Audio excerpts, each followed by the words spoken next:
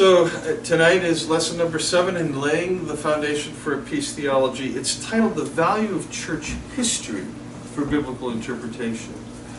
Again, I want to come back to the 4th lesson where I talked about the importance of looking at Jesus through this quadrilateral of the textual Jesus, the historical Jesus, the risen Christ, and then the Jesus of the church, that is the tradition. The Jesus is the church, or as Christianity for 2,000 years has sought to confess Him. This has huge implications for developing a peace theology, because there are going to be certain moves that are made in the history of the church that are very, very important when it comes to being able to talk about Jesus in relation to God or divinity, and we're especially going to talk about that next week.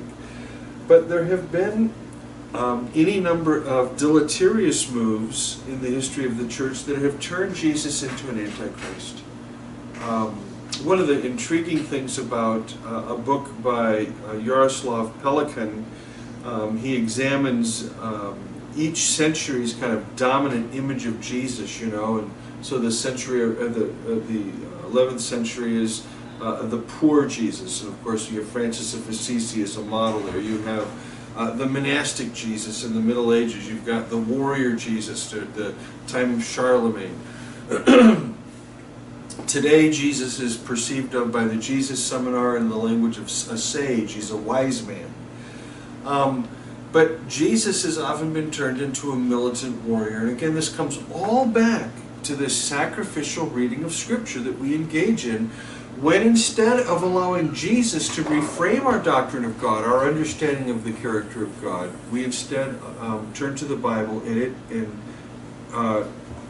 turn Jesus into the violent God of the Judeo-Christian tradition.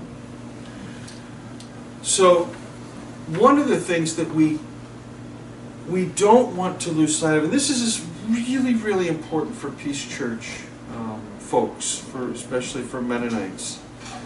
Mennonites do this wonderful thing where they spend a lot of time examining their history. And so a lot of Mennonite families have their own family history books, and they can trace themselves back. I go back to Switzerland, or I go back to this group, or I can trace my family to this particular group. And they do beautiful Mennonite history, but it stops there. They don't do anything outside of Mennonite history as though there was any other history that was important at the time. And they don't go back before that in terms of church history. So they're very, very good at this more provincial history of themselves. So what I want to say is this: if you're a peace person, and if you are interested in being part of a peace church, that also means looking for that through the 2,000 years, and looking for the ways in which people were critiquing empire, the ways in which they were seeking to find ways to articulate the gospel in non-militant ways. This was huge. This is huge for us, because you can actually go back through the history of Christianity and you can say it's all beautiful, or you can go back through the history of Christianity and say it's all garbage. And this is the two banes that are thrown around today so freely. You have the conservative evangelicals, the fundamentalists, conservative Roman Catholics that will valorize the history of Christianity. Christianity is everything. And then, of course, you've got the progressive liberal modernists and postmodernists that look at the history of Christianity. They see crusades, subjection of women, witch hunts, inquisitions, pogroms, it's a bad history. It's a mixed history. The history of Christianity is no different than the history of Israel in the Old Testament. It is a mixed history. The history of God's work with the human species will always be a mixed history to us. There's no pure church. There's no pure theology. When God breaks into our world, He breaks into our broken, sinful, hurting world. And so all revelation is going to get filtered through that. And as a result, we are going to do and say things as a Christian people that are not exactly Christ-like. And so our history is going to be filled with some moments of great transcendence.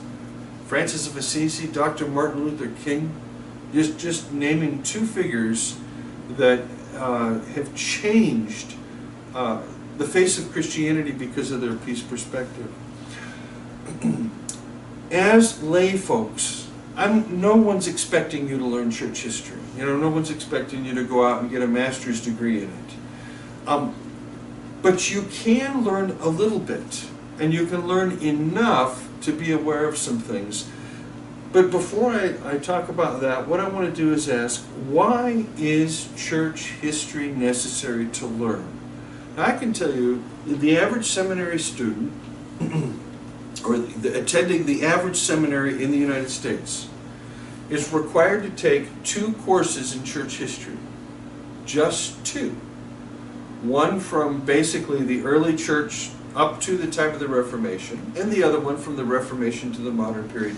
And that's it. That's all they're required to learn. It's a survey. It's just a survey. And can you imagine surveying 2,000 years of history? I mean, it's like a rock skipping across a pond, You're just touching the highlights. The fact is, you can give yourself that kind of an education in about a year, just by doing some reading. And it's that simple. But why do we want to learn church history? The first is, it roots us. Christians do not exist with their feet off the ground. They have roots in space and time, communities of faith. And so when a new, we would say a convert or a new believer in the United States is brought into a Christian congregation, now if they've never been churched, they're brought into that congregation. This is the only Christianity they know, is that congregation, and they have no idea of the influences that go back generations that create the thinking and the ethos of that congregation. And so it can become really, really easy to think this is the only way it is, when in fact, around the same town, you're going to have 10 other churches, basically all doing the same thing. And maybe some different things, but in any case, knowing church history roots you. So if I ask you, do you believe that it is important to be able to say God has revealed God's self fully in Jesus, that is, Jesus is the Son of the Father?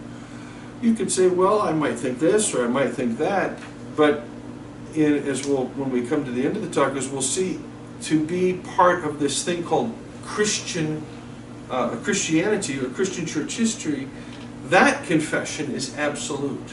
Being able to affirm Jesus determines the character of God. That's fundamentally what the creeds are doing. So it roots us. Second, it is that from which we spring. None of our faith comes out of our own head. It comes from our parents, comes from our teachers, comes from our pastors, comes from our neighbors, comes from everyone around us. All doctrine has a history. There's no such thing as doctrine, pure doctrine, dropped from the air. All doctrine has a beginning point. The doctrine of inerrancy doesn't begin until the 17th century. The doctrine of the penal substitution theory of the atonement doesn't begin until the 16th century. I mean, you could go on and on and on. Every doctrine has a place somewhere in church history where it starts. And so, again, part of the argument here is if you know church history, you're not going to be so tempted to say, my doctrine comes right from the Bible, as though there's a Bible written 2,000 years ago, there's you today, and there's nothing but space in between. Actually, the person that says that, the only place there's space in between is their ears. But 3, church history is necessary because it allows us to see how and where the gospel has been lived, and where it hasn't, and why. Well, we've already discussed this. 4th, it introduces us to the changing paradigms of theology. Hey, I got news for a lot of Christians out there. Theology isn't you can't fit it in a shoebox. You know, theology is not something that's set in stone. It's not the Ten Commandments. Theology is something that's always changing, always developing, always in the process of morphing into the next step or the next phase. And when you look back at the history of Christendom, you cannot find the same theology anywhere on the planet as you move from generation to generation. It's always changing, always growing, always developing. There's a new trend right now in theological scholarship, and there's kind of a fortune to be made if you're willing to do the hard work. It has to do with interpreting the texts with dead people. Yeah. Now what that means is this. The scholars are writing books like Interpreting the Bible with the Eastern Church Fathers. And so they'll have passages, you know, out of Gospel of Matthew, Gospel of Mark, Letter of the Romans, and they'll have the Church Fathers commentary, you know, on a passage just one after another, so that, you know, if you're a preacher, you might want to know how St. John Chrysostom preached this text. You might want to know how Augustine preached this text. You might want to know, you know, what did, you know, Origen say on this text. And so you can interpret the Bible with the dead. And you can do this. There's other books coming out now, you know, with the Reformers and likewise. But the point I bring this up is it's the evangelical publishing houses that are doing this, because they're finally getting aware somehow that we're connected to this big tradition called the Catholic tradition. That's what we're connected to, and it's a long and rich history. Now, there's a difference between tradition and traditionalism. Tradition is the living faith of the dead. Traditionalism is the dead faith of the living. And that's a quote from Jaroslav Pelikan in his book, The Vindication of Tradition. A lot of times when Christians appeal to tradition and they say, well, the church says, or I've got people on Facebook will say, you know, inerrancy goes all the way back to the early church fathers. And I have to remind them, no, it doesn't. Certainly not in the form that you believe it is in. And so, but they'll read tradition, and they'll read it in terms of traditionalism. They keep going, well, I believe what Augustine said, I believe what Calvin said, I believe what Luther said, I believe what Wesley said. At that point, or I believe what Menno said, whatever it is, traditionalism is the dead faith of the living. It's just simply saying, Mom and Dad believed it, I believe it, it's good enough for me, yada yada. Just whatever. But tradition is living, it's alive, it's like a carbonation or yeast in a lump of dough. It's active, it's doing something, because tradition also changes. Tradition changes. It has a character that will remain the same. So we talk about Jesus being the Son of God in terms of the Nicene Creed, and the tradition is always affirming that. But the way we can talk about that today is going to be different than the way they talked about it in the 4th century. We need to be able to, we have different questions than they did. And so the tradition is evolving, and we're evolving with it. So we don't want to end up being traditionalists. We would be very boring people at that point, because all we would be doing was be pointing backwards. But we don't want to just throw out the church for 2,000 years as though we had no connection to it. Because the 2,000-year history is what gave birth to us, and what gave birth to Western civilization, and what gave birth to modern science, and the world in which you live. All is the result of the effects of the Bible on Western Christendom. I'll talk about that more in a moment. The question then is, if we're going to learn about church history, what's the role of doctrine? Why do we learn doctrine? Why do we teach doctrine? For most of us, doctrine is a nasty word. I start talking about the doctrine of election, or the doctrine of atonement, or the doctrine of God. I mean, not only will your eyes glaze over, But in many cases, it will bring up residual emotional experiences from childhood or other church tradition where doctrine was something rammed down your throat. It was the way we believe because this is what we believe and you've got to believe it if you want to be part of the in-group. Instead, I want to take a suggestion from Diana Butler Bass, who's really quite a brilliant practical theologian, and she says this: the word doctrine has fallen on hard times in contemporary culture. Actually, the word doctrine means a healing teaching, from the French word for doctor. The creeds, as doctrinal statements, were intended as healing instruments, life-giving words that would draw God's people into a deeper engagement with divine things. When creeds become fences to mark the border of heresy, they lose their spiritual energy. Doctrine is to be the balm of a healing experience of God, not a theological scalpel to wound and exclude people. If we were doing clear, consistent doctrinal thinking from the pulpit, we would be seeing congregations healed. But instead, we settle for sermons full of illustrations, and as T.W. Manson said, illustrations are just crutches for limping intellects.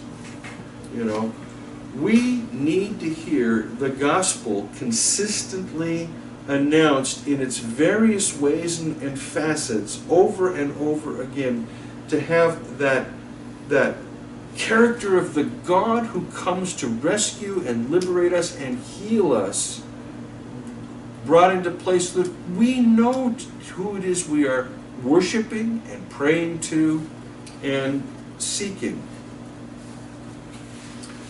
If we want to recover the role of doctrine or dogma, I know dogma is not a word Mennonites use, but by the way, have you ever seen the movie Dogma? If you haven't, it's a movie to watch. Ben Affleck and Matt Damon. It's quite a good. George Carlin plays the bishop. Very, very good. What is the function of doctrine? Why do theologians do systematic theology?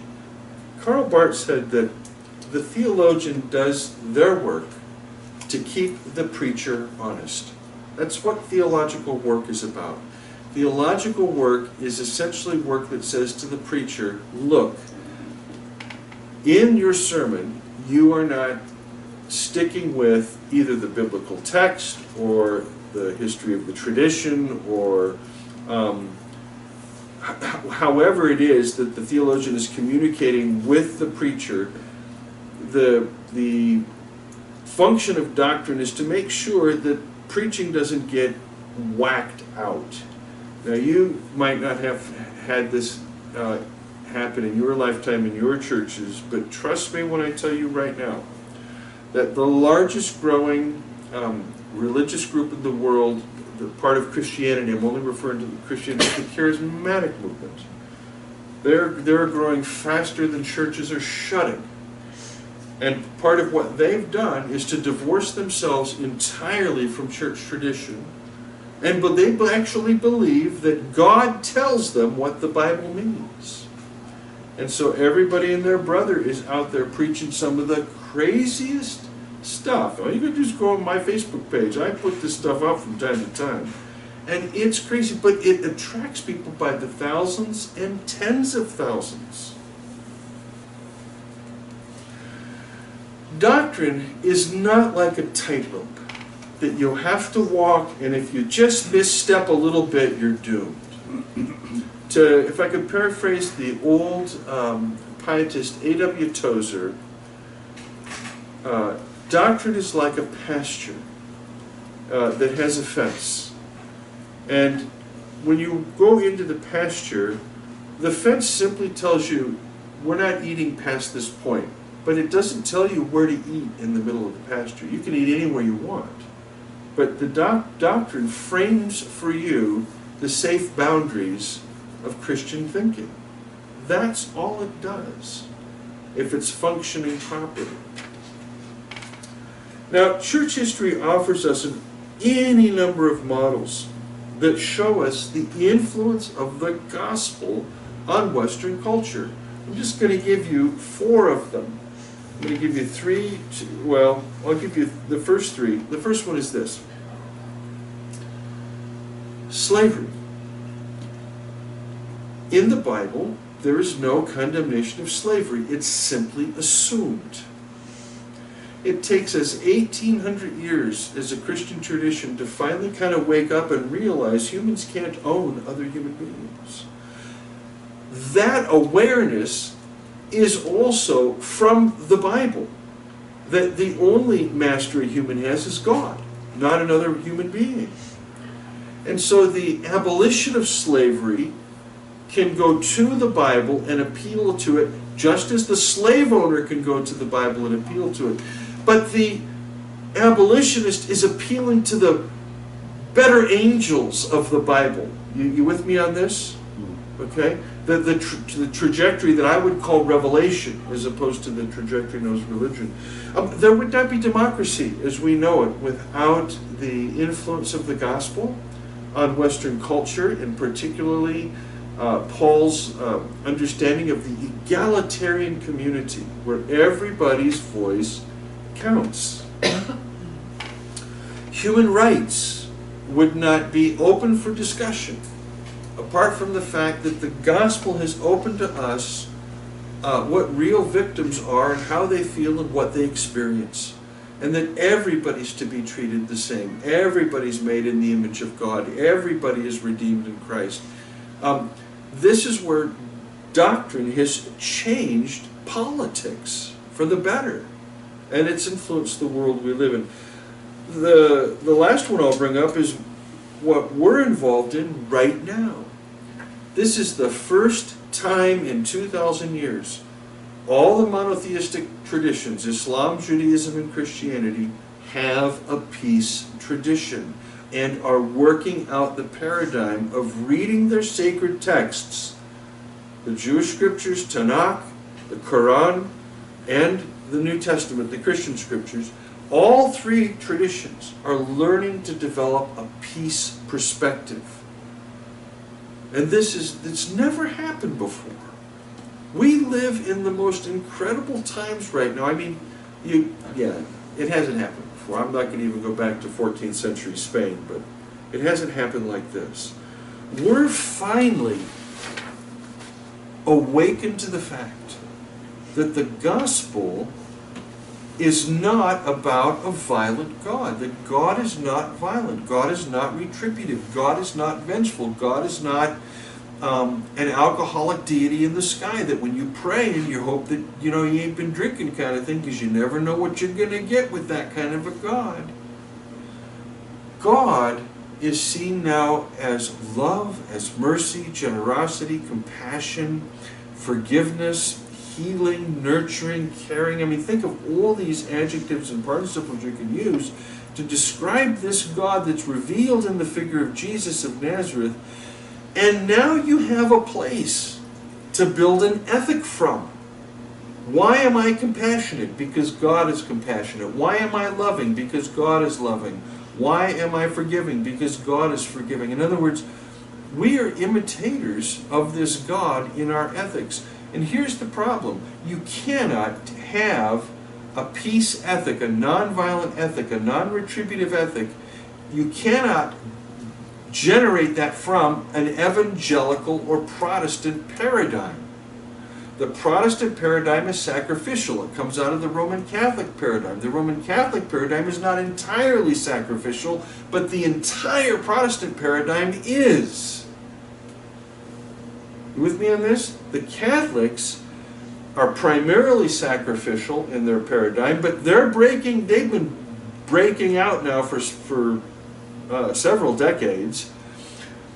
They have a non-sacrificial part of their tradition, but it's Protestants that have codified and turned into a monument this Janus-faced God.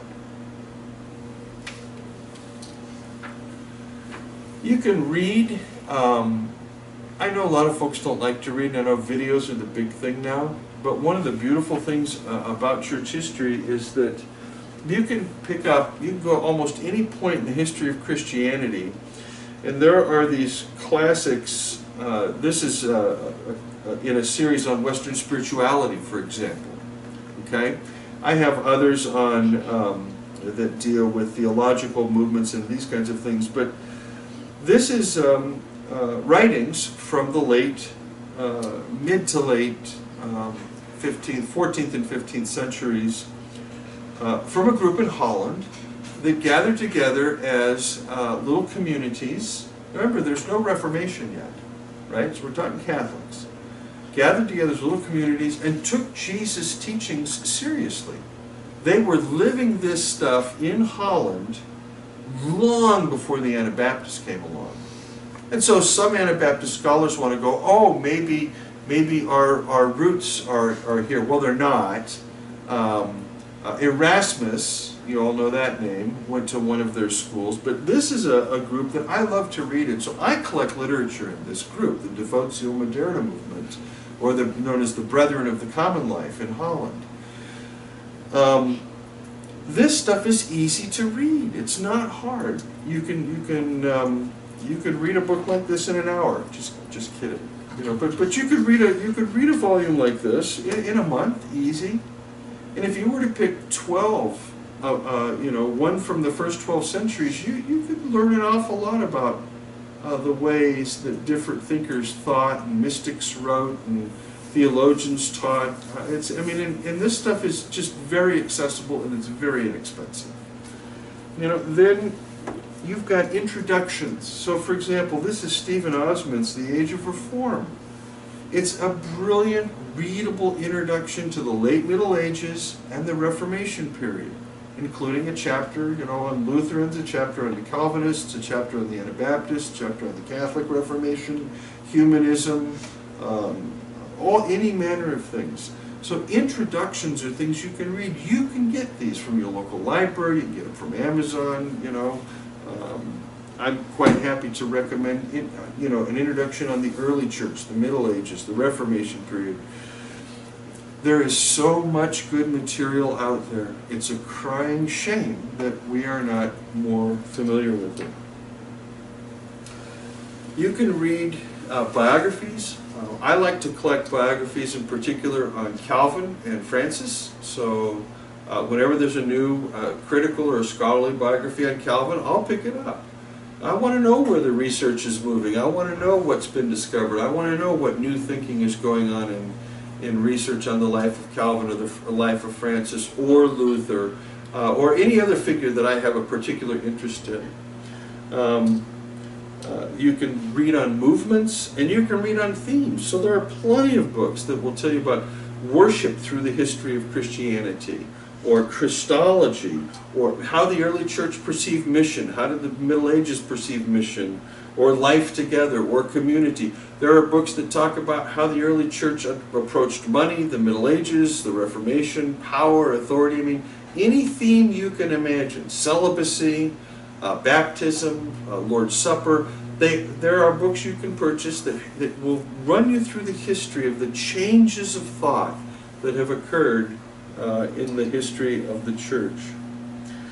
The other reason to learn about church history is learning about your ecclesial family history can help you avoid the dysfunction of that family.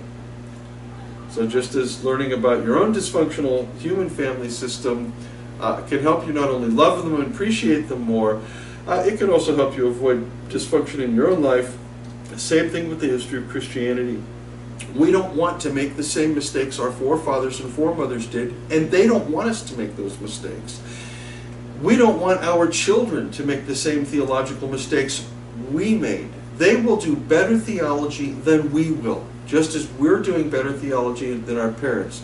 And we have no right to turn around and look at the past and go, they're wrong, and we finally get it. There's no such thing. We're all in this boat together, because theology is always theologia viatorum, pilgrimage theology. We are nomads, and we do theology as nomads. We don't You know, where Jesus didn't say, I am the rest stop. He said, I am the way. So, you know, theology is not about stopping somewhere and learning it and getting it and now I got it and that's it. It's about always moving, always thinking, always changing, always questioning everything. And always growing and developing and keeping your eyes open to the work of God through Scripture, through tradition, through reason, and through church history. I want to conclude by talking about the difference between creeds and confessions. There's really only one major creed in Christianity, and that's the Nicene Creed. In particular, the Nicene Creed as it's revised in 381, known as the Nicene-Constantinopolitan Creed. That's the creed of Christendom, East and West. It is our creed.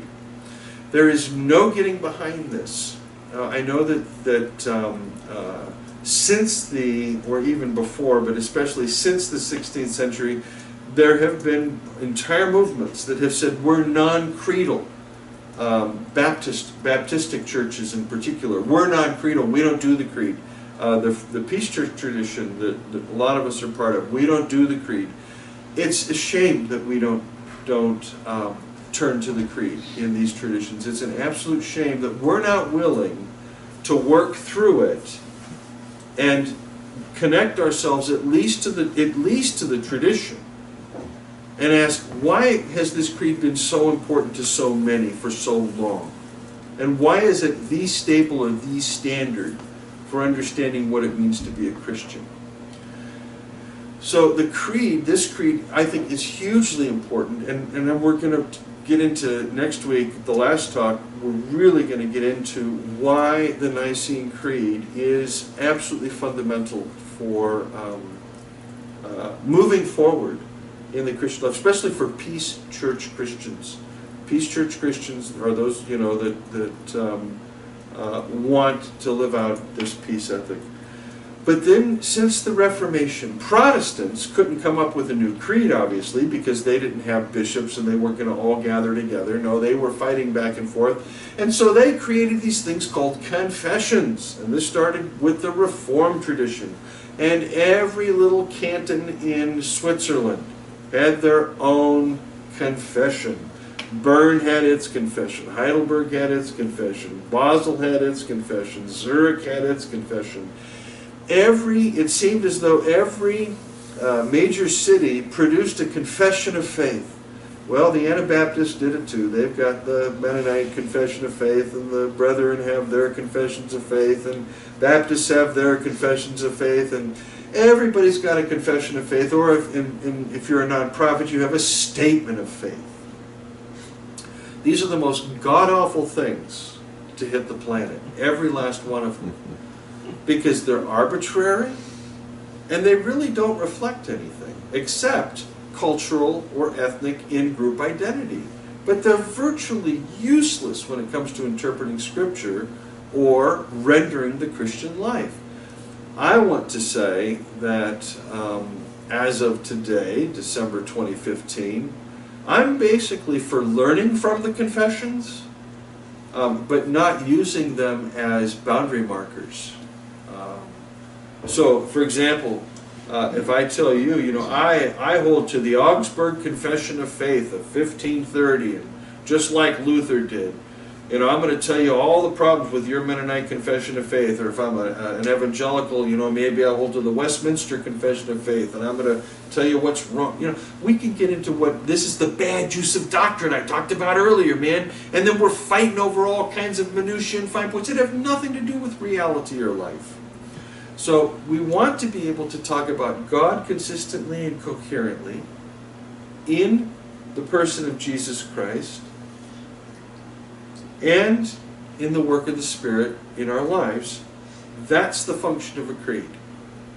We don't need to sit and kill each other over all the minutiae of what we think belongs to the truth, capital T, that really is adiaphora and does not.